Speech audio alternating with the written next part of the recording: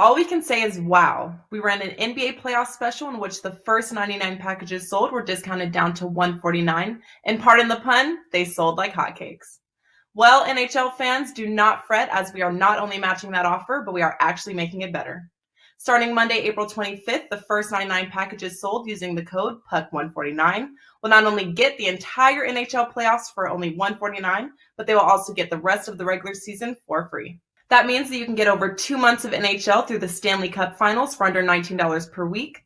That's paying less than one single play package regularly priced at $25.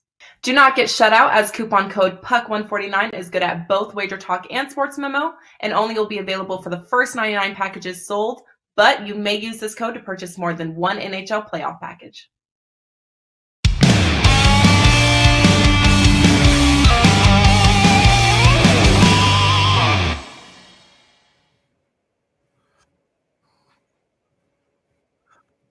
Welcome, everybody, to Wager Talk Today. I'm Lawrence. Prez and Teddy covers joining us. Looking good, Teddy. You got nice lighting.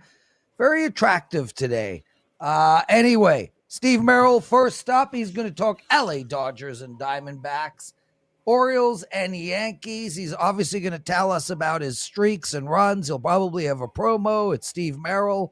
Adam Trigger coming up as well. He's talking 2 baseball games. And at the end of the show, dude, Tokyo freaking Brandon. And he's going to look at 1 MLB game, Mets Cardinals, and 1 Japanese baseball game. Brother Theodore, how are you today, my friend? I'm okay. How are you? Dude, I'm a little bit obsessed with ayahuasca right now. I haven't done it, but I watched a documentary last night, and I've been reading up on it. I think we should do it. We should do it on air, like 6-hour ayahuasca sesh. I have no idea what ayahuasca is. It is the heaviest hallucinogenic. It comes from a plant out of Peru, and it is pretty extreme. You should actually check it out. It's pretty cool. Anyway, I could just see you and I doing like a hallucinogenic. We'll just run the show for 6 hours live on air. Teddy and Prez off their rocker. Could create for some great TV, that's for sure. Anyway, dude, what did you learn in the wonderful world of sports betting last night? Great TV. 4 of the 6 hours would be Prez staring off glassy-eyed somewhere and mumbling incoherently. I look forward to that, the other 4 hours would be you, because ayahuasca, you're either going to have a very happy trip or a very dark trip. Prez would be staring off like this. Teddy would be like, Prez! And we would have a balanced trip, dude. I would be like having euphoria moments, and you would just be screaming at dark ghosts that don't exist. Anyway, what did you learn in the wonderful? I do it with Dan. Dan would be a fun guy to do it with. I just play with his long hair, What did you learn last night in the wonderful world of sports betting? So you heard me yesterday, Prez, or actually you probably didn't, because I tune out your presidential address completely. You probably do the same with what did I learn last night for me, but I did something I don't often do. All right. I'm not a superstitious person, but I don't go around talking about how hot I am. And I openly talked about how hot I was in the NBA yesterday, how confident I felt. I used the word cocky. I used the word expecting them to win every time out. Uh-oh. I talked about taking some money out and rewarding myself with a new backyard off of this huge run. So I was damn due for an 0-2 night in the NBA last night for the clients, or a losing night. I felt the 2-0 the whole way, Prez. I had the Heat, and the Heat looked good the whole way, and then they scored 2 points the last 3 minutes and 30 seconds. Disastrous offense in that game. But heck of a defensive possession. That's Spoelstra versus McMillan right there on the final play of the game. But Miami does not get the money. They win by only 3. They don't cover. So now straight-up winners are only 31-4 in the playoffs. Covered the whole game, but now I'm 0-1. And I'm telling you, I felt the 2-0, but I was jinxed to an 0-2. So I can get out of it with a push, Prez. All I need is a Grizzlies T-Wolves stay under, and it's under the whole way. It's fine. The only thing I'm sweating is overtime. And then Anthony Edwards hits the 3 to tie the game at 109, and it's going to go to OT, and I'm going to go 0-2, and I was due, and I tempted the gods, and I was beside myself. And then I didn't. Ant goes for the steal for some bizarre reason, leaves Ja open in the lane, hits the layup. The Grizz win. The game stays under. I win my MLB. So after all of that, 2-1 night, and I guess I get to enjoy at least one more day of enjoying this remarkable run. 84-42 all sports, 67% over the last 2 months. We'll see. We can keep going again today. Prez is a single best bet in MLB for today, but I do have a 5% big ticket up in the NBA for tomorrow. Get on board with that right now over at WagerTalk or sportsmemo.com. What about you, Prez? What'd you learn? Well, I had a similar experience to you in the Minnesota game, Teddy. I was on Minnesota +6, and one thing we know, overtime is where dogs go to die. So yeah, I was with you there. I was freaking out, but I will say this. What we saw last night in that Minnesota-Memphis game was an incredible offensive possession by Minnesota on their last possession. Just an outstanding play call. They found Anthony Edwards wide open with a great look in the corner and a terrible defensive setup. And I think that's indicative, and it's something you were speaking about in your big game breakdown, which I did listen to, where they were it's not the big game breakdown. It's the what did I learn? That you're in and out on that, Prez. I see you typing away. You're not Teddy. Okay, I have a show to run. Anyway, I think that's a demonstration of their youth. Anthony Edwards was just a complete brain fart at the end of the game. But I'll tell you, man, Teddy, I told everybody right at the beginning of the playoffs this Minnesota team was going to make noise, and they are, and this series is not over. But yeah, outstanding. And I also went 2-1 last night, Teddy. Won my hockey game again. I'm so thrilled with how hockey is going. And of course, a bunch of people have weighed in on ayahuasca. Mike Love. Prez, it really works, specifically if you go to Peru and do it with a shaman. It really changes you. Amazing spiritual awakening. So I have a buddy who just opened up a ayahuasca clinic, resort, retreat, whatever, has a shaman. It's in Costa Rica. So me and my brother are talking about it, and Viv, we're discussing it. I will keep you posted. It is something I would like to experience. Definitely not with you, Teddy. You would ruin my trip. Steve Merril, everyone. Let's bring him in. Steve, how are you, my friend? I'm taking notes, okay? I got the clipboard with my name tag from a Vegas convention on it that I use every day, Teddy, that you'll like right there. But so I'm taking notes. I'm a better host on Friday when I'm filling in for the Prez here, and it says, argue with Teddy, talk heavy about drugs and hallucinogens, and don't listen to your co-host. I think I've got a lot of the key points here to have a big show Friday with you, Teddy. Am I missing anything? Yeah, you've got Prez's routine down, dude. You nailed it. Oh, more yelling. Hold on. More yelling. I got it. More yelling. All right. We're good. I kid because I care. Prez. You know that. I got you. Are you done? Stand-up comedy. Do some stand-up comedy. That was it right there. See, I was practicing already. There we go. I'm done. You wouldn't because I care. You wouldn't do ayahuasca, Steve. No chance. I didn't know what it was either, Teddy, if that makes you feel any better. But that would be that would be very fun to watch. That would be a lot of fun to watch. More well-rounded for I need to bone up on my hallucinogens more. Yeah, man. Yeah. Come on. So what I'm going to do, I'm in the midst of an epic run. You don't get a 67% 2-month run every year, okay? You don't. All right.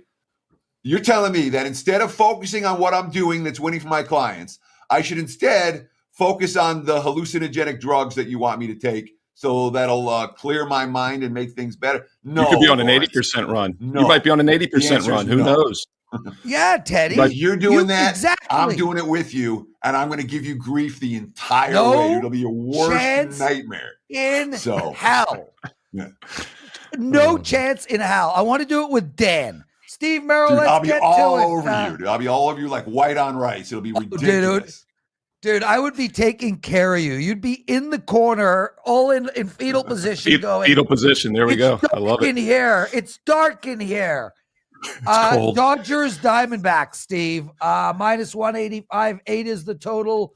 3:40 p.m. Eastern game. Let's go. How do we bet this? Yeah, as you guys know, I always have a theme when I come on the show. I also like to try to distract Prez. I was with the clipboard, and we're going to go Diamondbacks and Dodgers. You know, I had the D-backs hat. I brought you a clean one this week, Prez. What But are we're you, going with the Dodgers here, man. There's only one way to play these games.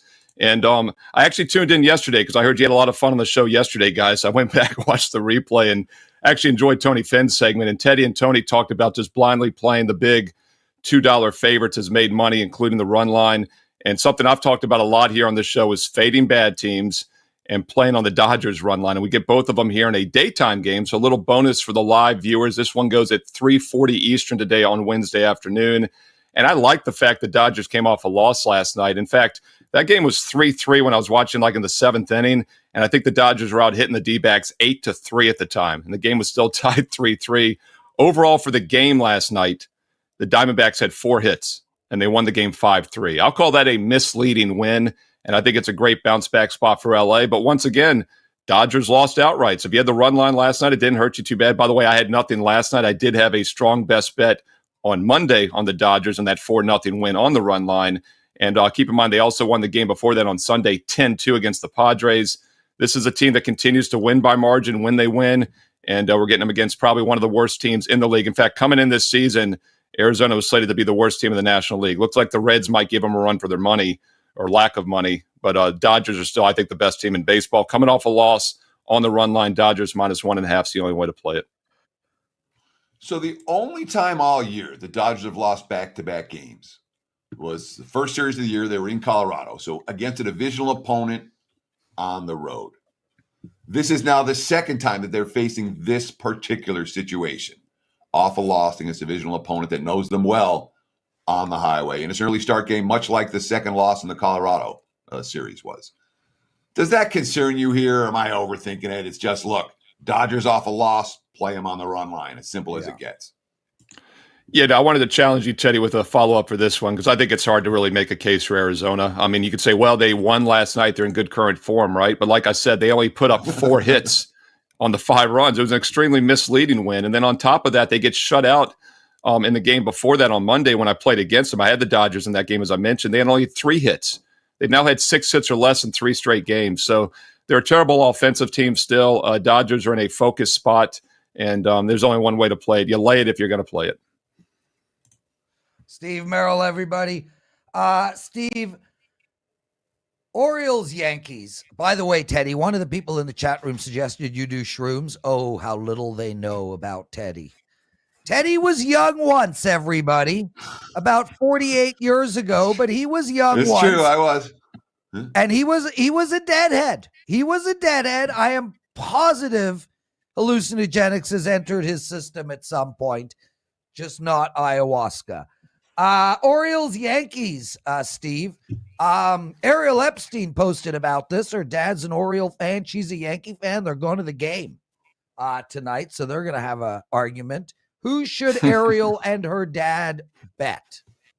By the way, Teddy, I even have the Dodger jersey for you, so we got a lot of Dodger paraphernalia. But look, Prez, we're going Yankees today in this one. And actually, I grew up an Orioles fan. I can't find my Orioles hat from the 80s, Teddy, so I do have an Orioles hat somewhere also. But same premise here. And what's interesting, first of all, guys, about the run line, we talked about this the other week, is obviously you get a discount with the road teams because you don't win by 1 as much because you don't have that walk-off ninth inning, bottom of the ninth, 1-run win.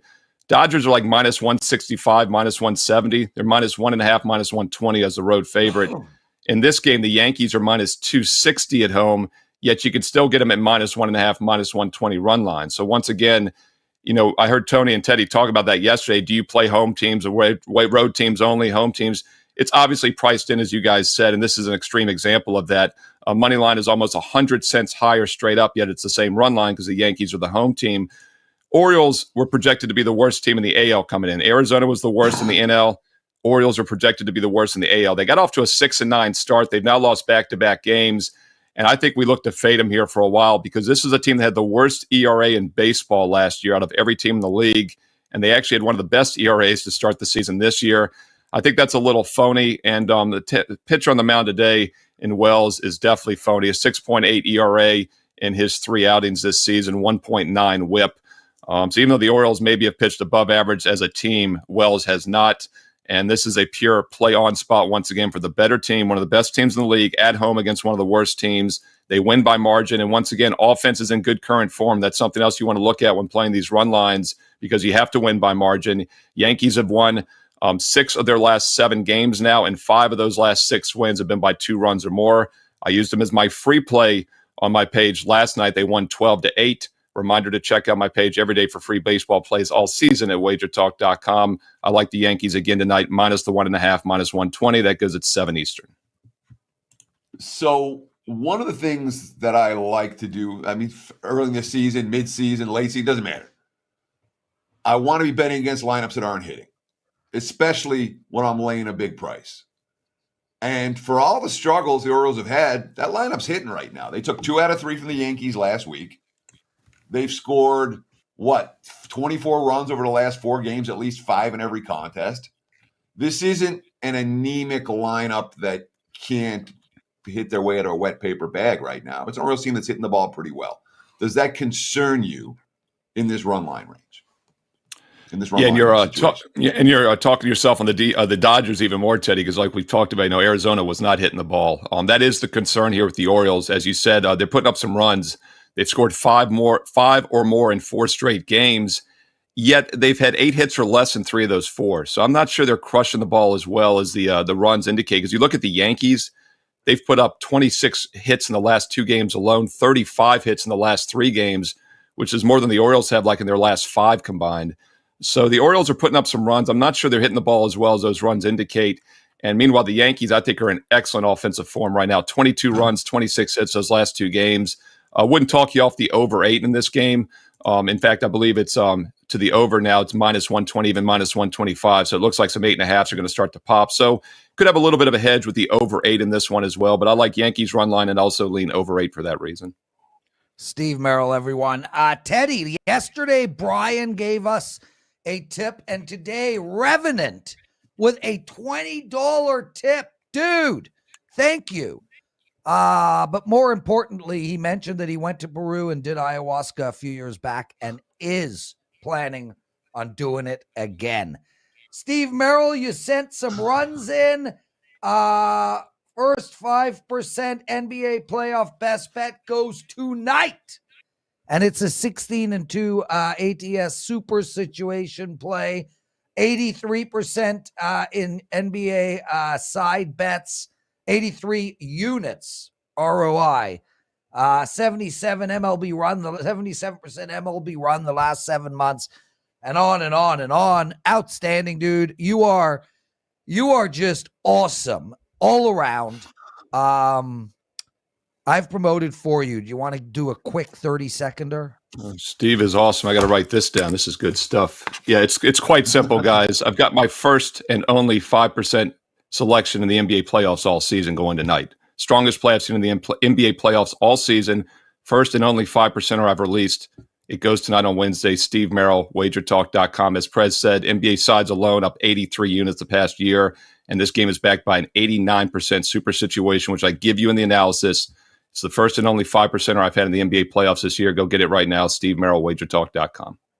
Yeah. And then roll right into Teddy's tomorrow, because Teddy's got a 5% NBA bet up for tomorrow. Guys, we're going to take a short break. We'll be right back.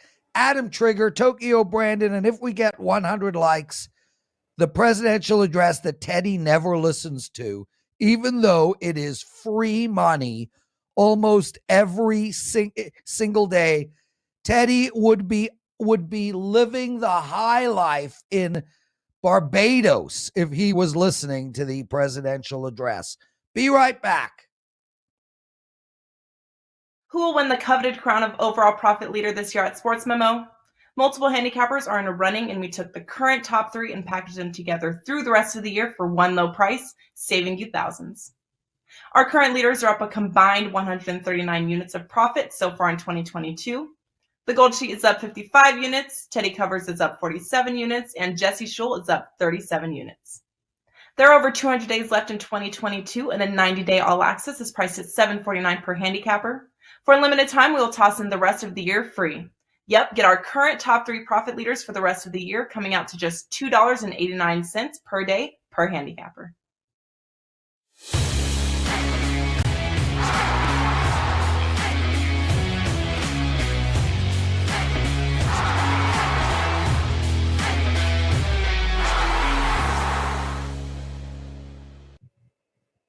It is time for today's big game breakdown. Let's go to the association for tonight and talk about the Bucks and the Bulls.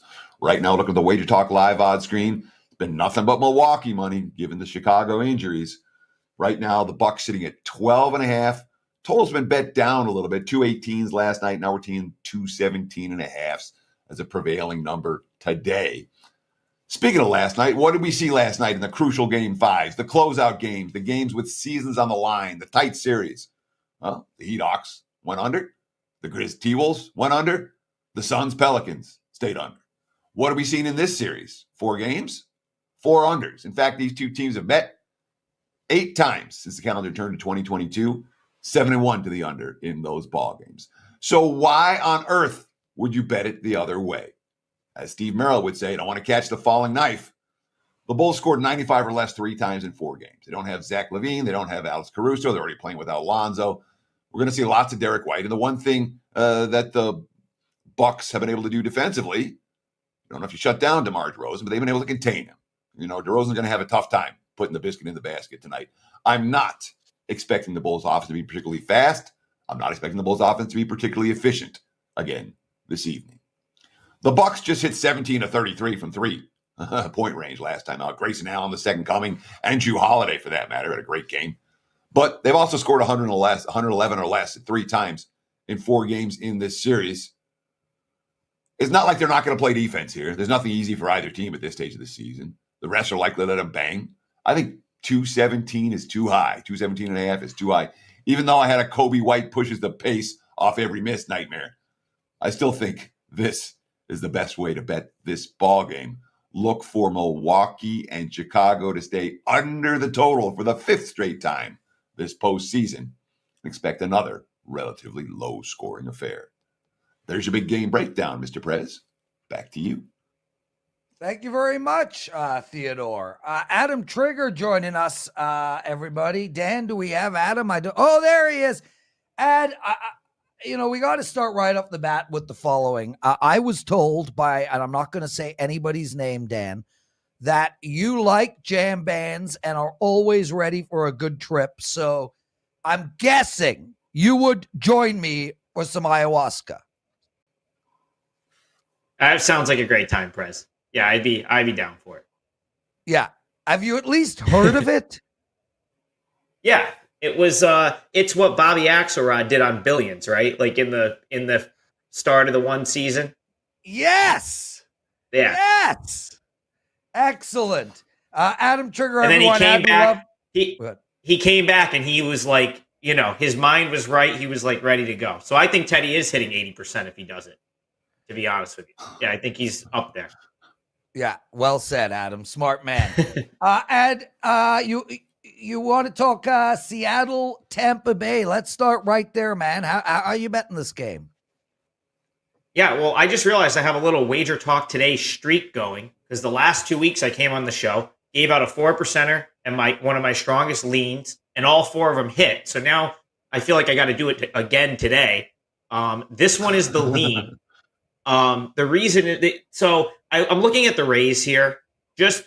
I just think it's a good bounce back spot for the Rays. So they lose the opener 8-4, and they're gonna throw Rasmussen today, who's actually done extremely well as a starter. If you look at his numbers just as a starter, dating back to last year, his ERA is right around 2, and that's going on something like 16 or 17 appearances. So I think, you look at his numbers so far this season, not great, but I do think there's room for improvement there. And he seems to just do better in the starter role, even if they're not going to leave him out there. Even if they're not going to leave him out there that long, he seems to just function better as a starter.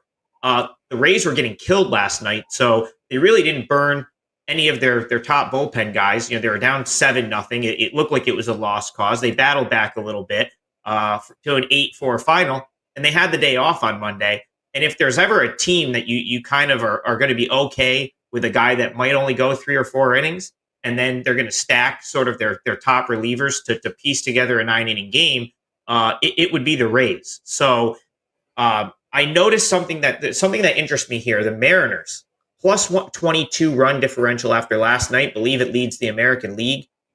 They were minus 51 run differential last year, and I don't think this is a particularly different team. So they've really sort of cashed in on their opportunities, because the Mariners are still going to be toward the bottom of the league in hitting.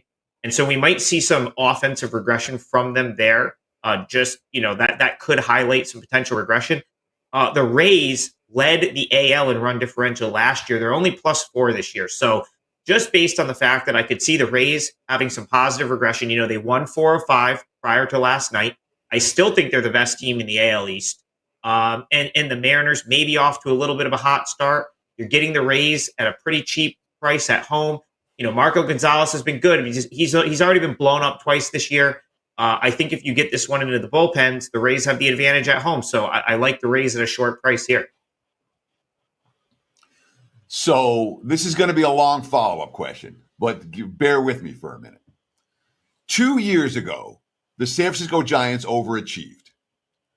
And then last year, coming into the season, everyone said the Giants are going to regress. And what did the Giants do? They won 107 games or whatever it was, made everyone that backed them a fortune, because the markets were saying this team, what they did last year was an aberration and then nothing going on with San Francisco. And then they were an undervalued commodity for the first 4 months of the season. Seattle won 90 games last year, or 91, whatever it was, with a minus 51 run differential. It made me a fortune last year. They were probably my favorite team in baseball, because no one respected the Mariners, and all they did was win. And all they did was make me money. Seattle now has the best run differential in the AL. They've won 7 of their last 8. They're pounding the baseball against everybody. They scored at least 4. There are no games where they're shut down. They scored 4 runs or more in every one of those last 8 games, 9 of the last 10. They're beating good teams like the Rays and the Astros. Is Seattle just mispriced? Are they good? Because I'll tell you what, every time I see Seattle right now, all I want to do is bet on them, not against them. I think they're an undervalued commodity. They were an undervalued commodity last year, and I think there's a ton of money to be made with the Mariners right now before the markets catch up. So talk to me. No, you're not wrong. The Mariners overall are probably undervalued. I mean, I played on them a bunch last year. They made me a ton last year as well. And I still like this team a lot. Like, there's a lot to like about this Mariners team. So for me right here, this would be more of a spot play on the Rays. And I think because I respect this Mariners team as much as I do, it's why it's probably not going to make my client card tonight. But I do think when you can get the Rays sort of off a loss, off and off day, which means you're probably going to get their A squad pitching. And, Rasmussen has put up really good numbers as a starter. Whereas Gonzalez he had one gem against the Astros and then 2 kind of shaky appearances. Here, Rays at home, where I do think they have a little of an advantage. I would like the Rays, but I certainly am not going to, the Mariners are certainly not a team I'm trying to fade on a regular basis. I just think it's a good spot tonight for the Rays to get one back after losing yesterday. Adam Trigger, before we get into your next game, what do you got to promote for the clients? So I'm going to give out a 4% MLB play in a minute, but check back on my page, because as soon as the lines are widely available, I've got a KBO play that's likely going to be a 5%er. I went 2-0 in the KBO this morning, over 60% this year. I believe I'm right up around 60%, since the beginning of 2020 in KBO. And I'm actually 57% all baseball since the beginning of 2020. So check my page in an hour or two, because I'm going to have that 5% play available. And like I said, I'm going to talk about the only 4%er I have at MLB. I'm going to give it out right now. So, check back. I may add one more. And Adam, just a quick addendum. So I had Seattle on my short list today, and I didn't play the Mariners because I thought the spot was too good for Tampa. So for what it's worth, I'm not against you on this one, but I think Seattle's bet on all the way, and I'm looking for opportunities to bet on the Mariners, not against them. Prez. Teddy, might as well throw right back to the trig. San Diego, the Padres versus the Reds here, Adam. How are you betting this game? So here's one I did bet. I bet the Reds plus 1.5. I know that's not going to be a popular take, so I'm going to explain, why I like the Reds so much in this spot and why I think they're extremely undervalued at this point. First off, I'm not convinced the Reds are the worst team in the league, which seems to be the consensus right now. And they actually, something I said last week on First Pitch or one of the shows we did, they remind me a lot of the Diamondbacks from last year. If you remember, Arizona last year went on a huge losing streak, probably like 5th, 6th week of the season.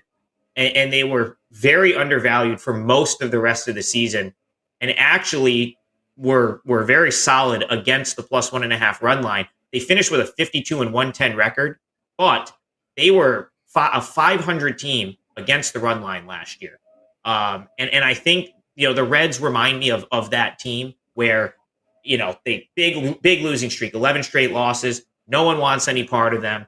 Their hitting right now is historically bad. Like historically dating back to like the early 1900s bad. They came into play last night with a 186 team batting average. And when I look at that roster top to bottom, there's guys that can hit on that team that I don't think are going to continue to struggle the way they have.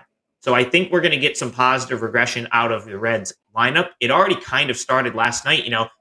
They hit the ball pretty well last night, and they had one bad inning where they gave up 8 runs and the game was pretty much over. The rest of the way, the Reds were pretty good. And if you look at the actual gameplay, the Reds, I don't know that they were the worst team in that game. The Padres made 3 errors. They kind of asked for it, and the Reds just couldn't get all the way back in the game. Here, you get Mackenzie Gore going for the Padres. It's only his 3rd career start, and his last career start last week was against the Reds. So, you could say the same for Gutierrez, who's also pitching against the Padres again. But Gutierrez has a full season under his belt, whereas Gore, this is his 3rd big league start, and having to face the same big league team twice in your first 3 starts in the league, that's a tough task. Even if it is the Reds, that's going to be difficult, especially when the Reds did not hit him last week. So now professional hitters are going to make an adjustment, and they're probably going to get some hits similar to what they did against Joe Musgrove last night.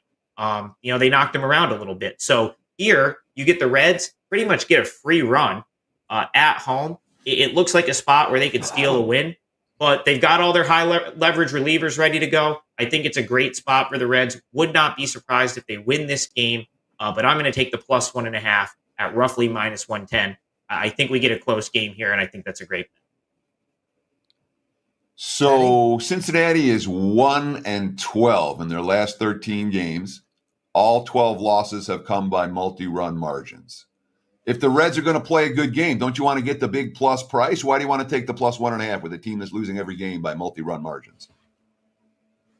Teddy, I think that's a small sample size. 12 games in a baseball season is nothing. The sample sizes for MLB, I'd want to see like 100 games, right? And yeah, I understand that they, struggled to cover the margin through the first couple games that they were playing teams like the Dodgers, the Padres on the road. They had a really tough schedule. If you go back and look at their schedule, Braves on the road, they opened up with some really solid teams, the Cardinals over the weekend. So the Reds have in addition to, they're up against it a little bit with their roster. They did sell off some of their better players in the offseason, but they've also played a very tough schedule to start the season. Here, I think the run head start is valuable if you can get it around the minus 110, which this game is. That way, if they do lose a close game tonight, there's still a good chance we get the money. So I almost always, if I can get minus 110 on the run line, I'll almost always take the run line, and I'm going to do that here. I'll go with the plus 1.5 with the Reds.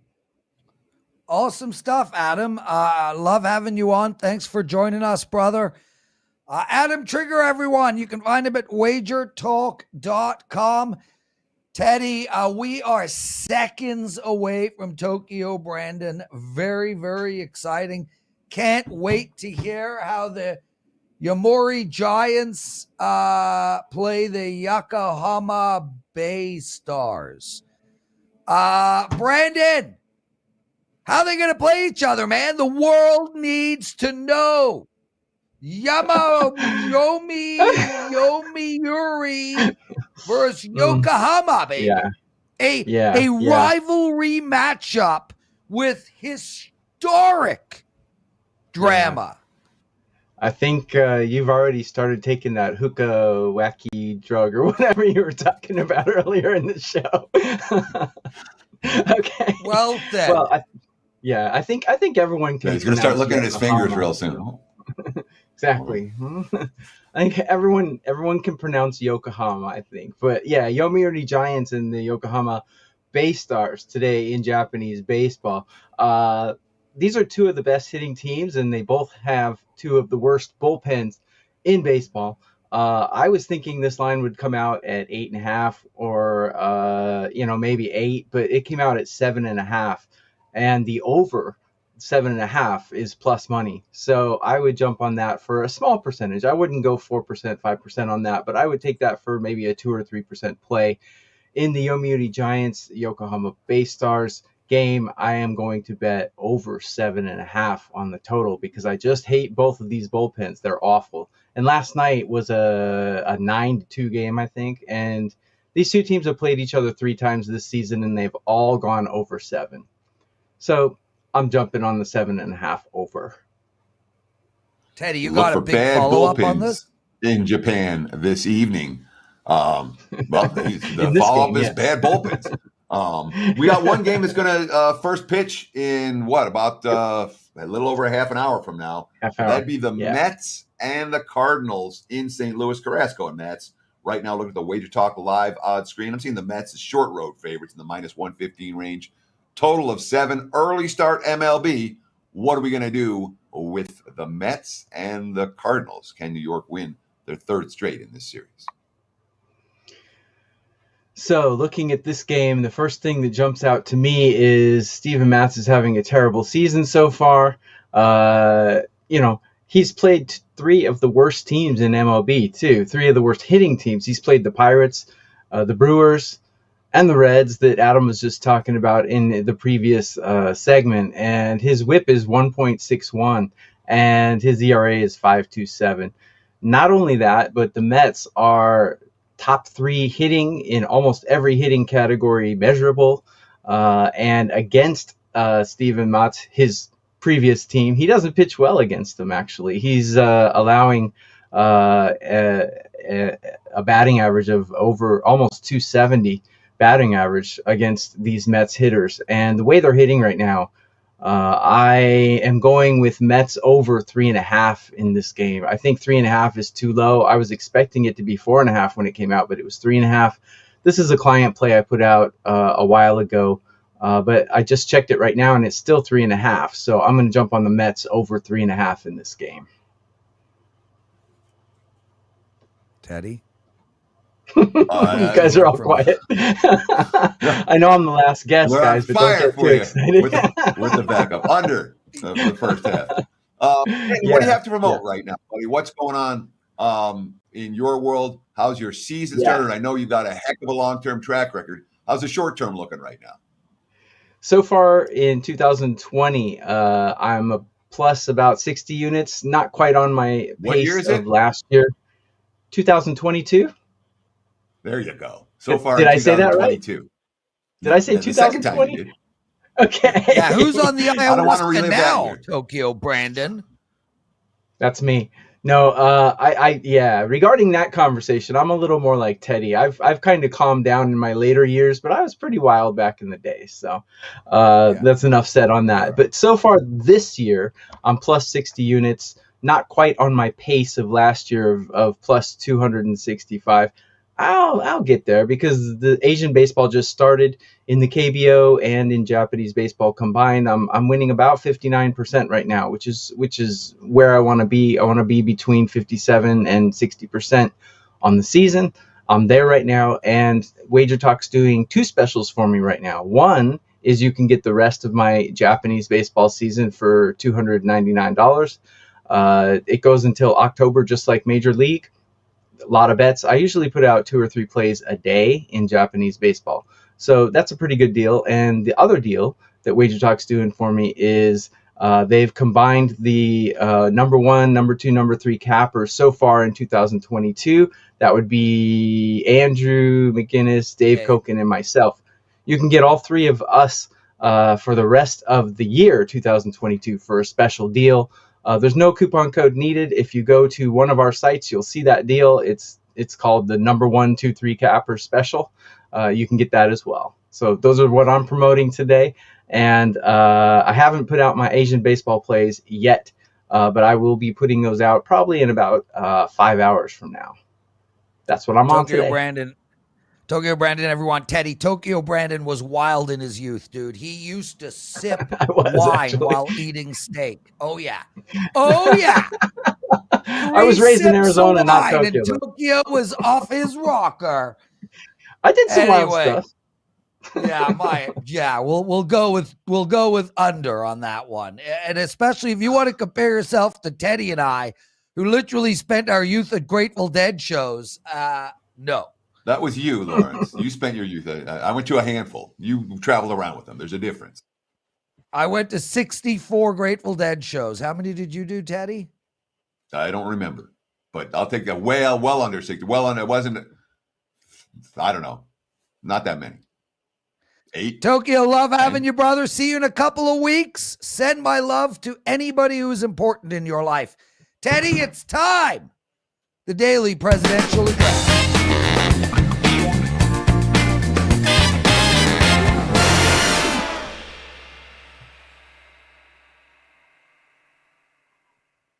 All right, guys, if you missed Wager Talk today on our YouTube channel, Wager Talk TV, check it out. We had Steve Merril on. We had Adam Trigger and Tokyo Brandon. We also spoke about ayahuasca. And guys, if you've done it, I want to know about your experiences. Please post below this video in Twitter and let me know your experiences. My brother and I and my girl Vivian are thinking about a trip to Peru. Anyway, 2 bets for tonight for you guys. One is Winnipeg in regulation. They're around a pick of -110. They're playing the Philadelphia Flyers. Totally meaningless game for both teams, but I do think Winnipeg will get it done and get it done in regulation. And the other is a +260 regulation bet on the Chicago Blackhawks. Yesterday, Dave Sherpan and I told you to bet the Dallas Stars. They did win in overtime against Vegas in an absolutely crucial hockey game. And now you have a scenario where the Vegas Golden Knights are basically done. And they have played, this will be their 3rd game in 4 nights. They had a heartbreaking season-destroying loss to San Jose on Sunday night. Then they came back and lost in overtime to Dallas. This is as bad a spot as you can find a team to play. And you get the Chicago Blackhawks at +260 in regulation. I'm going to take a flyer on it. That's it for the show. Lots of love to all of you guys. Thanks for watching. Teddy, my brother, I'm having a falafel sandwich in a pita with extra pickles and tahini sauce. Take us home, my brother. Yeah, extra pickles all day for the Prez. That's going to wrap it for the what day is today? Wednesday edition of Wager Talk Today. We'll do it again tomorrow. Same time, same channel. 9 a.m. here on the left coast. Noon for you back east. Between now and then, enjoy the games and good luck with all of your wagers.